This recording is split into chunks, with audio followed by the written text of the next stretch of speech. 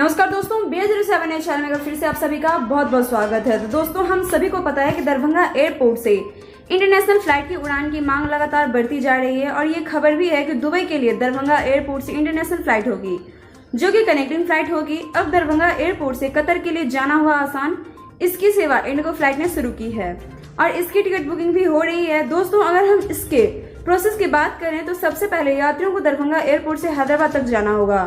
वक्त जो है सो तकरीबन दिन के 2:45 पर हैदराबाद पहुंच जाएंगे। करीब 13 घंटे रुकने के बाद, जो कि एक लंबा समय है, उसके बाद रात में 4:20 पर हैदराबाद से कतर के लिए फ्लाइट है। वहीं हम इसके अगर किराए की बात करें तो इसके लिए आपको 17,873 रुपए देने होंगे।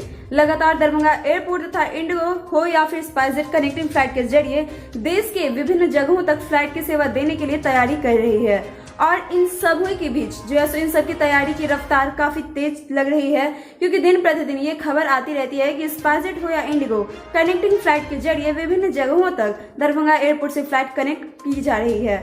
दोस्तों, आपको हमारी जानकारी कैसी लगे? किस तरह की जानकारी के लिए आप हमारे जो है चैनल के साथ बने रहे इसी सभी जानकारी के लिए। तो दोस्तों, तब तक के लिए घर पे स्वस्थ रहे, सुरक्षित रहे, शुक्रिया।